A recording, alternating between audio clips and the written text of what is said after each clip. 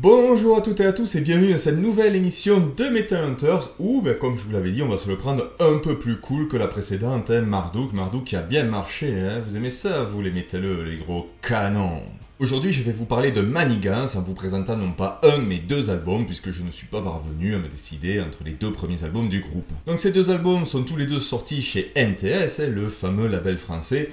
Un jeu démon est sorti en 2002 et D'un autre sang est sorti en 2004. Tu monteras les marches en écrasant tes rivaux sans pitié. Tu construiras une arche pour protéger ta cour d'un océan de drames. Alors je vais faire une rapide présentation du groupe pour celles et ceux qui ne connaîtraient pas Manigance. Donc c'est un groupe palois qui a été monté par François Merle et Daniel Pouillot en 1995. Et oui, 1995, c'est un vieux groupe. La première démo Signe de vie est sortie en 1997 chez le label Brennus. Et donc après ça, il nous faudra attendre 5 ans pour voir le premier album. 5 ans, ça fait long, hein. Alors est-ce que certains attendaient toujours le premier album de ce petit groupe palois ou est-ce que le groupe était totalement oublié? Quoi qu'il en soit, les mecs de Manigance ne restaient pas inactifs puisqu'à la sueur de leur front et à la force de leurs bras, ils ont tout simplement monté leur propre studio. Et oui, construction sûrement ponctuée par des poses Ricard ou bien fraîches, bien méritées j'imagine. D'ailleurs, parlant Ricard, le directeur du label Brennus s'appelle Alain Ricard. C'est une information qui sert à rien, mais je la trouve très rigolote. Donc déjà là on peut voir la détermination du groupe, parce que loin d'être démoralisés de ne pas trouver un producteur, ils ont tout simplement décidé de faire les choses eux-mêmes, et comme je l'ai dit, ils ont construit leur propre studio, et François Merle, tout seul ou aidé par quelques amis, a appris les bases de la production pour pouvoir préparer le premier album du groupe. La musique est arrivée entre les mains d'Olivier Garnier, le patron d'NTS, il a dit « Oh putain mais ça c'est génial !» et il a décidé de faire signer un contrat à Manigance pour un premier album, dont je vais vous toucher deux mots tout de suite.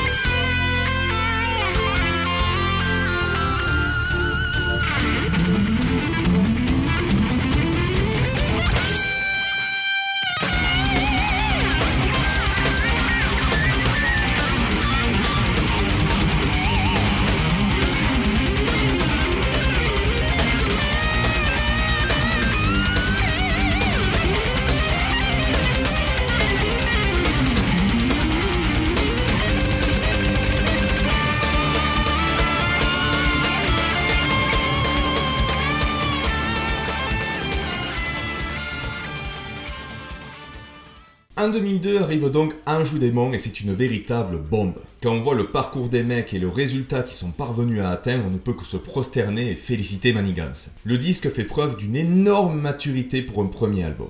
Le style du power mélodique lorgnant vers le prog sans jamais toutefois y toucher, même si au début certains comparaient le groupe à, ici, Vanden Plas, oui, rien que ça, eh bien ce style est parfaitement maîtrisé. C'est bourré de belles harmonies, de solis merveilleux, le duo Merle-Ramos fonctionne à merveille et est extrêmement complémentaire. Alors là, je m'avance un peu sur ce que ça a donné par la suite, lors des lives, lors du prochain album, mais vraiment c'est un duo complémentaire que je rapprocherai, je ne sais pas si je peux oser, si je le dois, mais je le fais quand même parce que c'est ma vidéo, je le rapprocherai d'un Kiko Loureiro, Raphaël Bittencourt d'Angra, rien que ça. Le son est sublime et rend hommage à tous ces merveilleux titres, à commencer par le premier, le culte à mon nom, que j'avais découvert d'ailleurs sur le Rock Hard Magazine, premier contact avec Manigance. Chanson fédératrice comme de nombreux autres, je pourrais par exemple nommer Comme une ombre ou Anjou Démon, le titre éponyme. Et ce sublime titre là, Intégrité avec ce refrain, mais tout en puissance, tout en éclat, irrésistible, on a envie de l'entonner et par chance, les paroles sont en français donc elles se mémorisent facilement et nous pouvons à notre aise nous en rappeler et les chanter ou bien horriblement les massacrer pour certains, ça m'arrive parfois, assez souvent d'ailleurs. Parlant chant, merveilleux chanteur qui est Didier Delso, capable de monter dans les aigus avec justesse et précision et possédant une voix qui est parfaite pour la musique de Manigance. Seul petit bémol pour moi, le titre Nomade qui est très léger, qui a, on va dire, un potentiel radio qui dénote vraiment avec le style des autres chansons. Donc voilà, c'est très personnel, mais c'est vrai que pour moi, ce titre est peut-être le maillon faible de l'album. Surprise finale, une reprise de Sortilège, Messager, et là, oserais-je dire qu'il s'agit d'une meilleure version que l'original? Certains me diraient que j'ai déjà fait une comparaison un peu douteuse avec les guitaristes d'Angra juste avant. Eh bien c'est pas grave, j'ose encore, Messager de Manigance est bien meilleur que Messager de Sortilège. Voilà, c'est dit. Anjou des Bons fut donc un gros succès en France, mais aussi au Japon, et oui, chez Sacrifice, où l'album s'est vendu à plus de 5000 exemplaires, ce qui représente à peu près plus de la moitié des ventes en France. C'est quand même énorme pour un groupe français qui sort là son premier album de cartonner autant dans un pays étranger, le pays du soleil levant, hein, qui, on le sait, a toujours plus ou moins aimé à la fois les musiques mélodiques et la France. Donc c'est plutôt pas mal pour un premier album. L'intégrité, je la vis. Je suis l'intégrité. L'intégrité. L'intégrité, je la vis. Je suis l'intégrité.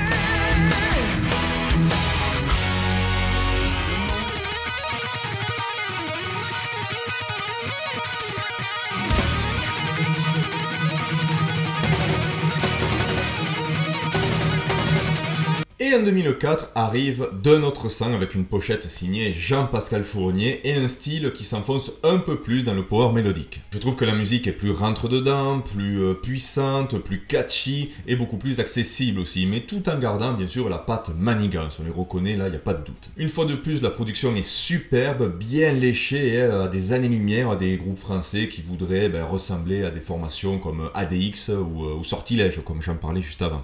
Au final, Manigance marchait fièrement aux côtés de formations comme Stratovarius ou Head Guy, et c'était bien là une volonté du groupe, puisqu'ils ont toujours dit en interview qu'ils ne souhaitaient pas être dans le même paquet que les deux groupes français que j'ai cités auparavant.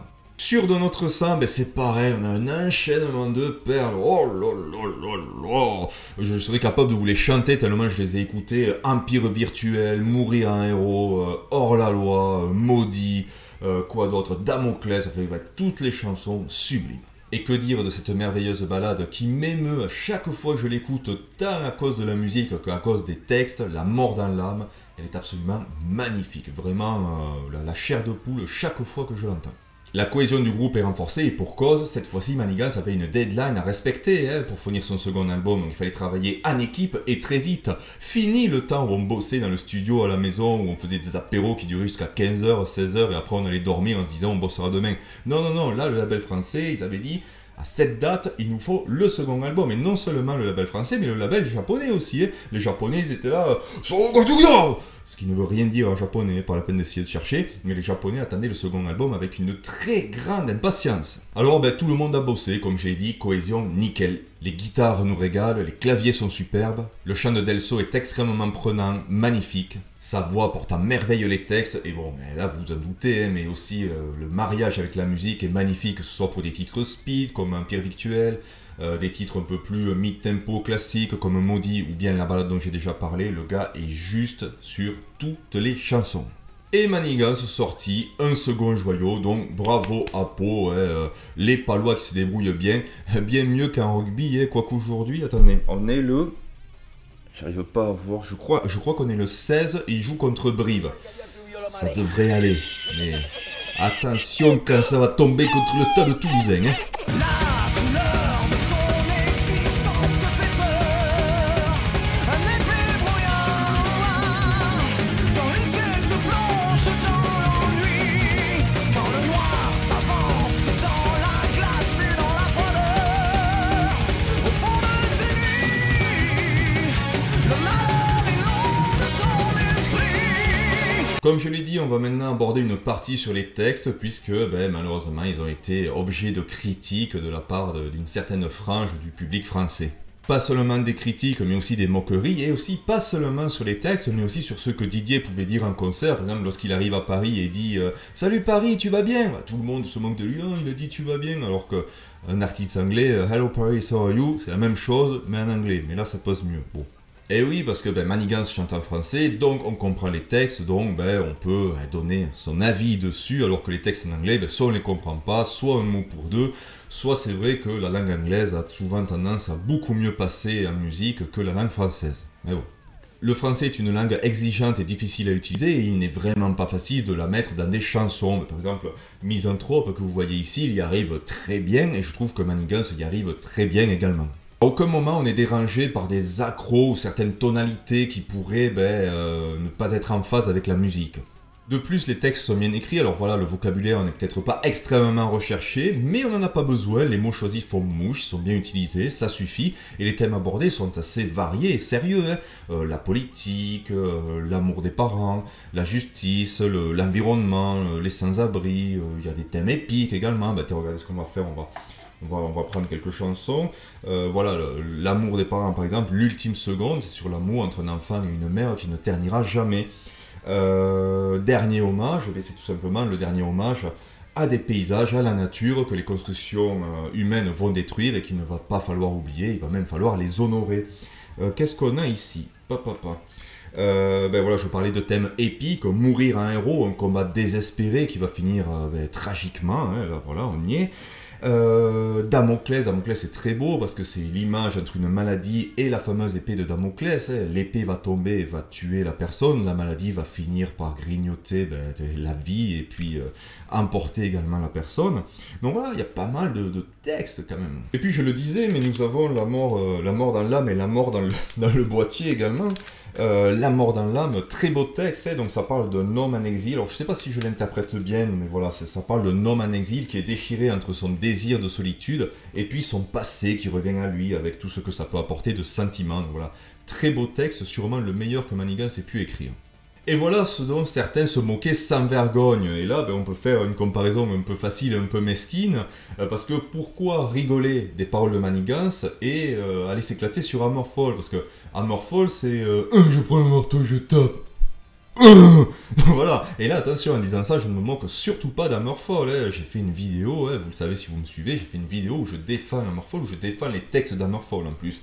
Mais non, mais pourquoi s'éclater sur un truc, des paroles comme lever le marteau, et aller rigoler sur quelque chose du genre vous ne pouvez me comprendre, même si on me détruit, je renais de mes cendres, vous ne pourrez me prendre ma vie, car je suis d'un autre sang.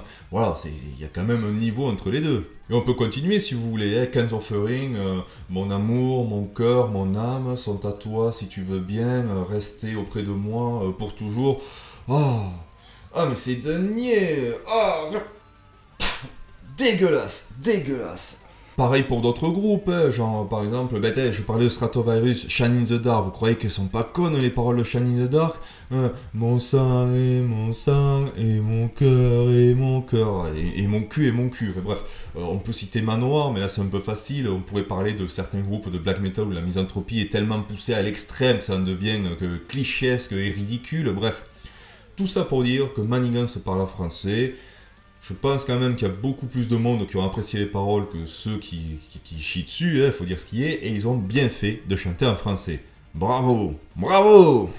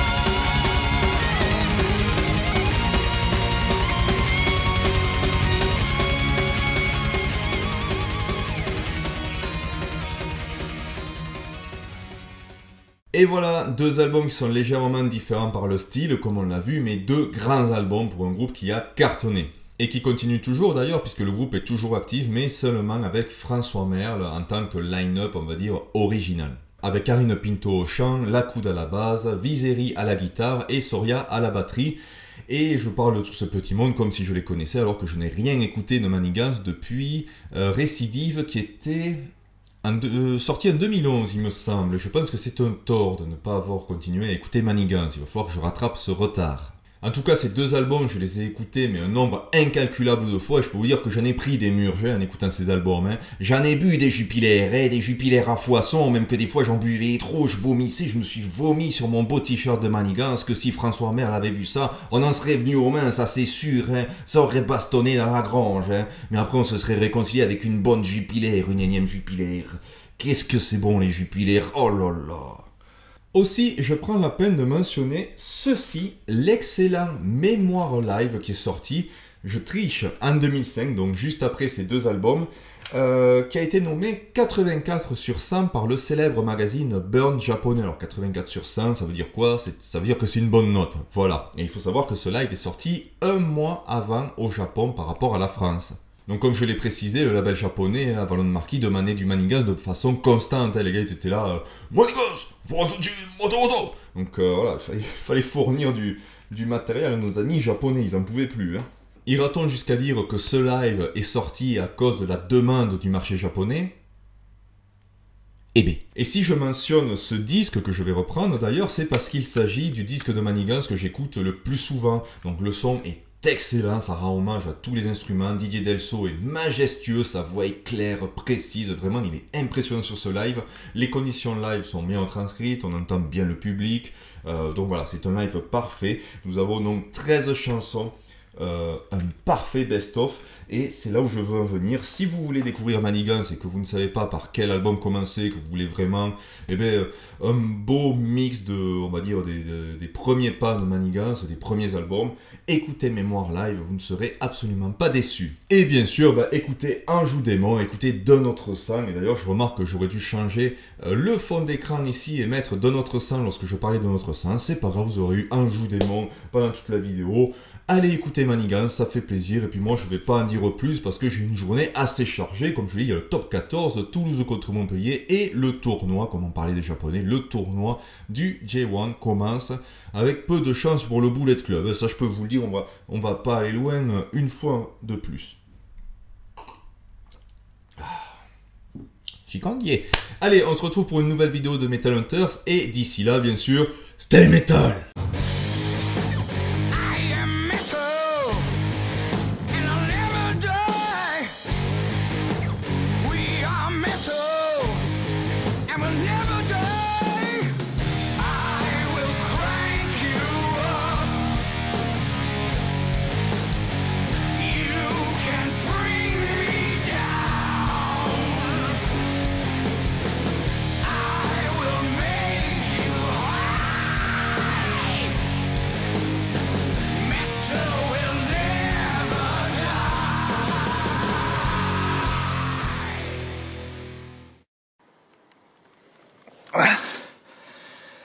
Mochi, quand je t'ai dit que Sacrifice vivait sur une île, je parlais pas de l'Irlande, je parlais du Japon.